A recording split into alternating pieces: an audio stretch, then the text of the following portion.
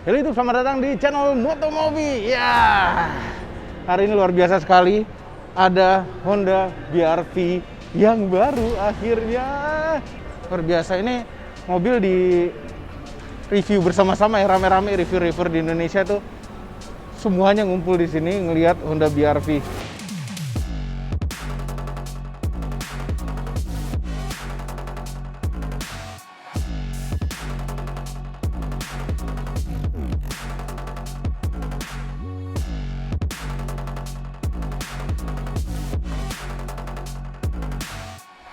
Pertama kali keluar di Indonesia itu tahun 2016, tapi Indonesia sepertinya waktu itu bukan dapat yang pertama. Nah, untuk BR-V baru ini generasi kedua, Indonesia dapat yang pertama dan launching ini baru pertama kali dan launching secara online. Penampilannya jauh berbeda dengan BR-V sebelumnya. Ini penampilannya SUV sekali, benar SUV, tidak Honda Mobilio yang dibesarkan, tapi beneran bentuk SUV. Lampu semuanya LED, ada daytime running light, ada fog lampnya, ada lampu sen bolam biasa. Udah kebuka ya? Yang gue buka apa sih tadi? Ya, ternyata tadi yang dibuka adalah tutup tangki. Mesinnya 1500 cc, DOHC, mesin yang sama dengan yang dipakai City Hatchback. 121 PS dan 145 Nm tenaganya. 119 horsepower, 121 PS itu. Menyalurkan tenaganya ke roda depan melalui transmisi CVT. Yes, Honda suka sekali dengan CVT karena memang CVT itu hemat sekali transmisinya. Paling irit BBM. Sini kecil ini bisa pasang V6 juga muat di sini. Ya, V6 tarikan depan.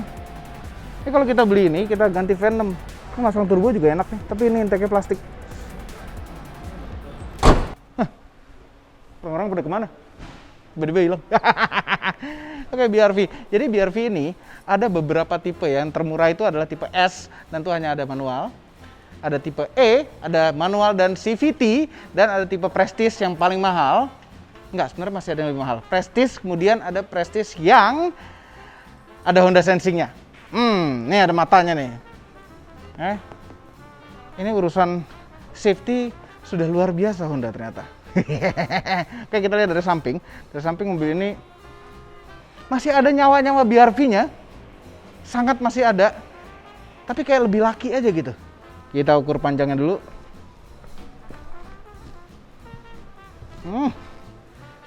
4490 mm wheelbase-nya. Itu berapa nih? 2700 ya? Gitu, nggak terlalu besar, tapi ini sedikit lebih besar dibanding dengan BR-V generasi sebelumnya. Luar biasa. Ini di atas ada roof rail pajangan ya. Dia nggak bisa buat megang apa-apa, tapi buat keren-kerenan aja. Kalau mau megang-megang sesuatu pasti ada lubangnya. Terus ada fender plastik yang bikin kelihatan berotot sedikit. Ini spionnya dua warna begini, itu juga. Ini sen ya. Nyala. Velgnya 17 inch, ya, bannya 215, tebal 55, dan dalamnya ada rem disc. Ya tentu, depan biasanya disc, tapi belakang masih tromol, sayang sekali. Emang nggak apa-apa, nggak ada masalah tromol di mobil kelas ini. Belakangnya itu, ya masih ada nyawa BR-V-nya, dan cukup polos ya, setelah dilihat-lihat ya. Tapi kami lebih suka yang seperti ini, nggak rame mobil tuh. Lihat lampu belakangnya tuh. Wah, ini lampunya keren, LED. Ya, lampu mundur sama sennya masih bolam biasa, tapi ini keren ya, macam yang motor begitu. Lampu remnya lucu, L begini, L kebalik. Ini yang tipe Prestige yang paling mahal dan sudah dengan Honda Sensing. Sebelum kita buka bagasi, kita lihat dulu kuncinya. Ini adalah kuncinya ya. Dan ini tombol yang paling bawah bisa nyalain mobil dari jauh, sehingga begitu kita masuk mobil, mobilnya udah dingin interiornya. Kita ceritanya baru keluar dari mobil, kita kantongin kunci, kita menjauh dari mobil, mobil itu akan kunci sendiri. Kurang jauh ya, pokoknya ada fitur itu. Enggak ya? Enggak lah ya.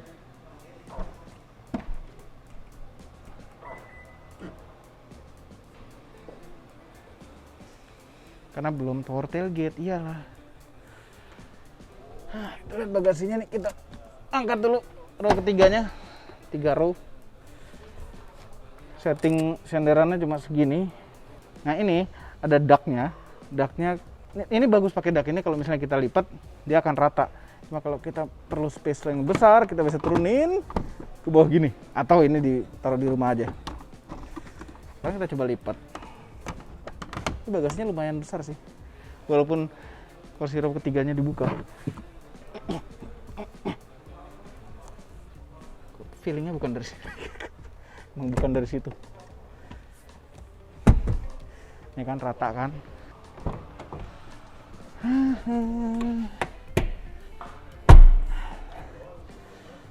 Jadi ini jok-joknya udah, aduh, nyamuk.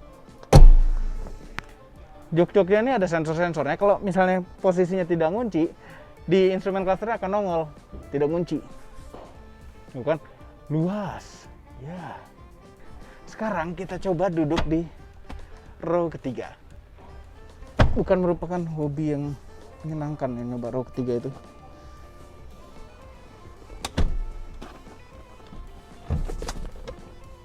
Ngelipatnya begitu. Ini bisa dimaju mundurin, jadi kita set yang paling maju. Oke. Seginiin dulu.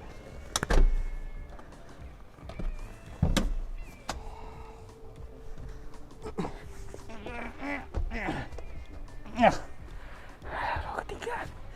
Tahta terendah dalam keluarga. Duduk normal. Oke, masih ada tempat. Kelihatan nggak? Nih, dengkul nggak nempel. Masih ada sisa 2 jari. Jari-jari kami yang kurus. Kaki masih bisa masuk ke bawah. Penduduk row ketiga ini tidak akan kehausan karena ada 2 cup holder kanan dan kiri, dan ada tempat naruh handphone dan lain-lain di sini pinggir-pinggir. Ada 12 volt power outlet di row ketiga. Jadi mudah-mudahan tidak kehabisan baterai juga terus jadi rewel. Headroomnya jauh, masih oke, masih muat. Masih oke sekali. Ada oh shit bar juga nih, yang bisa balik lagi tuh.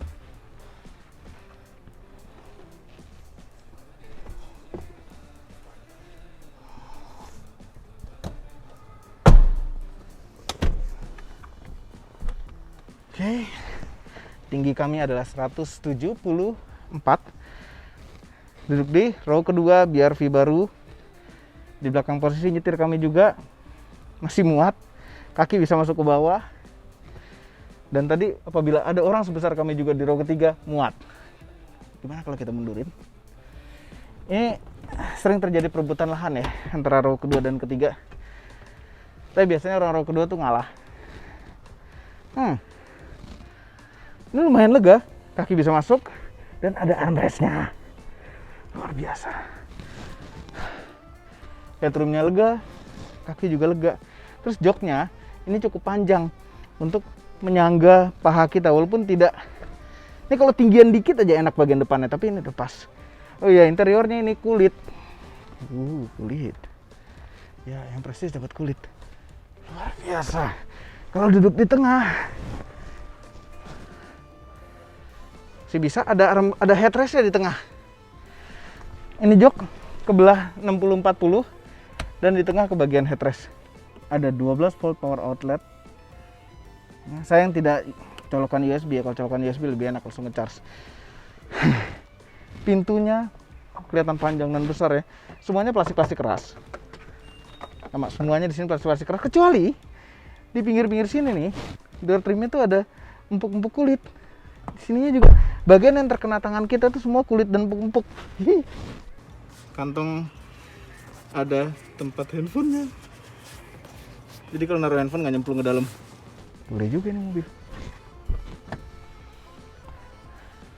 AC-nya double blower. Ada 3 ventilasi AC-nya. Setelan blowernya di sini 1, 2, 3. Tapi ini mendinginkan row kedua saja, tidak sampai ke belakang. Tapi biasanya anginnya sih nyampe. Cuma ini sayang sekali row ketiganya benar-benar tahta terendah, nggak kebagian. Depan Dan sekarang kita minta bantuan Tere. Halo Tere, sini. Hai Om Mobi. Sini. Jadi, Ya. ini Om Mobi tuh mesti diajarin sama Tere. Tere kan Baik. udah belajar mobil ini. Ya baik. Jadi tolong diajarin dong, mobil ini tuh bisa apa aja. Oke. Jadi kalau mobil ini Om BRV ini kita punya teknologi keselamatan yang terbaru nih dari Honda. Sebenarnya sih ini udah diusung untuk di mobil-mobil Honda yang sebelumnya seperti Odyssey, terus CR-V. Nah, jadi untuk si Honda Sensing ini adalah teknologi yang kita masukin juga di BRV. Oh, jadi Honda Sensing ya? Ada Honda Sensing. Honda Sensing itu bisa apa aja? Jadi Honda Sensing ini lebih untuk keselamatan pengemudi. Misalnya nih, Penumpangnya nggak selamat? pasti selamat dong. Oh iya. Kan satu awak nih semuanya. Misalnya nih kita lagi nyetir nih Om, di depan tiba-tiba ada mobil yang lagi berhenti mendadak gitu kan. Wah gitu, kaget terus? Set, nggak dapet. Nah, nanti asistennya sih Honda Sensing ini. Atau misalnya ada pejalan kaki yang tiba-tiba lewat, cukup. Nah, Kerap sendiri juga? jadi untuk menghindari benturan juga. Jadi pejalan kakinya selamat, kitanya juga selamat, nggak kaget. Dan untuk misalnya kita lagi di jalur rodanya agak melenceng sedikit. Nah, nanti ada si Honda Sensing ini yang bantu untuk asisten. Iya, jadi satu-satu. Gitu. Ya, jadi mobil ini dia bisa ngasih peringatan ke kita kalau mobil depan udah deket dan berbahaya, kita harus respon untuk injek rem, dia akan kasih peringatan. Dan apabila kita tidak melakukan pengereman juga, mobilnya akan ngeremin sendiri, ya walaupun mendadak, gitu ya. Nah setelah berhenti kita di lampu merah, kadang-kadang kita lihat handphone, ngecek Instagram, ya, ngecek Instagram, chatting Instagram, terus nggak sadar mobil depan udah jalan. Mobilnya juga akan ngasih tahu, mobil depan udah jalan, ayo jalan, gitu. Nah, nanti si rodanya ini akan ngasih tahu kalau misalnya udah mendekati garis nih, nanti akan dikasih tahu ke Honda Sensing, ayo masuk ke jalur yang benar lagi, biar jalur yang lurus. Oke. Gitu ya, Om. Masuk ke dalam, lihat. Ini terganggu sekali, ini bolamnya masih belum biasa ya, belum LED. Belum LED kan? Kenapa belum LED? Jadi ini adalah cruise control. Cruise control, tapi nama kerennya adalah adaptive cruise control. Nah, kalau kita mengaktifkan cruise control, ini untuk mengatur jarak dengan mobil depan. Dengan adaptive cruise control, walaupun kecepatan yang kita set di cruise control itu misalnya 100 km per jam, mobil depan tuh lebih lambat, misalnya 80 km per jam, mobil ini akan ngikutin 80 km per jam dengan jarak yang kita tentukan di sini. Ada mungkin 4 settingan jarak nih, nggak tahu berapa settingan nih. Ini sih ada 4 bar. Tere, terima kasih banyak ya atas informasi Honda Sensing-nya. Silakan dilihat-lihat lagi ya. Iya, Tere, terima kasih. Iya, dadah. Oke, lanjut nih. Dashboardnya ini mirip seperti Honda CR-V, tapi sebenarnya sangat mirip dengan Honda Amaze. Honda Amaze itu tidak keluar di Indonesia. Mungkin mobil ini platformnya sama dengan Honda Amaze. Oke, lanjut dashboardnya. Semuanya plastik keras, kecuali yang nempel di tangan. Ini di pintu ada panel empuk-empuk, lapis kulit. Head unitnya ada Apple CarPlay-nya, jadi bisa ya, kalau udah Apple CarPlay udah beres lah. Audionya suaranya seperti apa kami tidak tahu, tapi yang pasti depan tuh dapat Twitter, ya lumayan lah. AC-nya digital. Nah ini digital sama dengan Honda yang lainnya, tapi di sini sih suhunya pakai angka. Ada pengatur arah semburan AC juga. Ada satu yang kurang ini, defogger depan nggak ada. Ini arahnya cuma bisa ke muka sama ke kaki. Kemudian shifternya biasa PRND S untuk sport, jadi CVT-nya RPM lebih tinggi dan low gear-nya. Rem tangan otot, belum rem tangan jari. Oke, kembali ke setir. Setirnya itu lapis kulit, enak. Kami suka setir lapis kulit tuh, mobil tuh langsung terasa premium. Jempol kanan untuk urusan cruise control.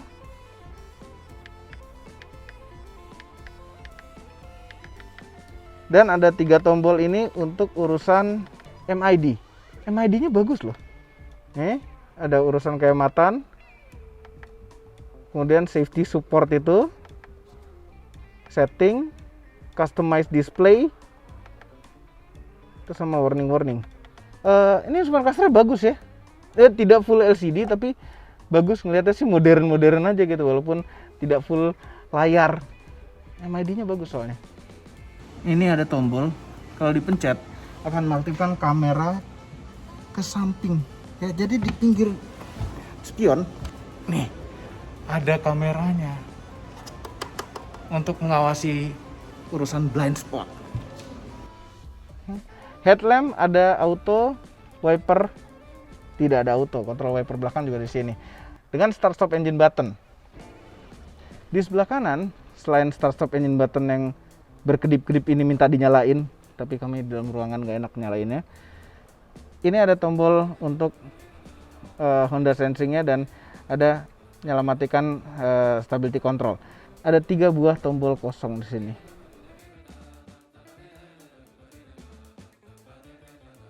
Kepraktisan di pintu ada bottle holder dan kantong, ada 2 buah cup holder di sini, tempat naruh barang di sini, 12 volt power outlet juga ada. Untuk colok handphone juga ada 2 buah USB slot, yang salah satunya untuk urusan Apple CarPlay gitu-gitu. Ini ada tempat lagi di bawah tempat rem tangan. Sebenarnya nggak boleh taruh barang-barang ya ini ya. Kalau taruh barang begitu nurunin rem tangan nabrak. Kemudian dalam konsol ini nggak terlalu besar tapi ada setidaknya. Nah, tapi ini tidak bisa berfungsi jadi armrest. Tangan kami rasanya kurang panjang untuk mengungsikan ini jadi armrest. Lacinya besar. Terus ini juga ada lapisan kulit dengan jahitan asli. Kami suka jahitan asli. Ada silver dan piano black gabungan. Posisi nyetir. Jok tidak elektrik tentunya, tapi bisa dinaik turunin. Setirnya bisa diatur-atur tidak? Tilt dan teleskopik dong, please. Masa enggak sih? Aduh,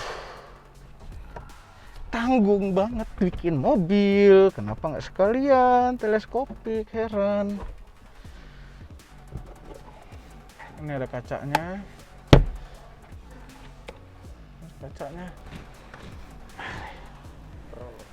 Dan ini tingginya tuh ground clearance-nya lumayan loh, 220 mm.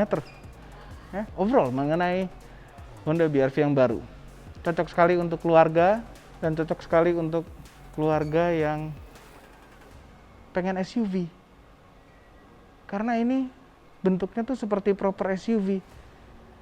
Ya, walaupun ini platform basis front wheel drive. Kami suka mobil ini. Tapi dalamnya tuh tetap nggak selega seperti Expander Cross gitu, nggak. Cuma bentuknya tuh proper, enak dilihat. Ya itu saja videonya. Jangan lupa tekan tombol jempol ke atas dan subscribe channel Motomobi, Omobi, dan Westmobi. Apabila belum, berikut dengan tombol loncengnya, share video ini ke seluruh dunia melalui sosial media Anda. Dan jangan lupa follow sosial media kami, yaitu Instagram. Terima kasih telah menonton. Apa kesimpulannya jadi? Kesimpulannya apa ya? Beli apa enggak? Deh, pertanyaan itu aja. Beli apa enggak? Beli apa enggak? Sekarang gini, kalau kita beli, emang Obi mau bayarin? Enak aja, yang mau beli siapa?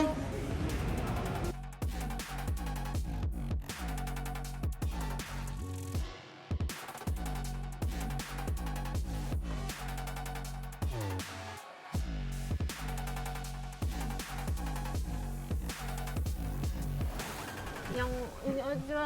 Jadi pulang sama siapa nanti? Teknologinya Om aja. Hah?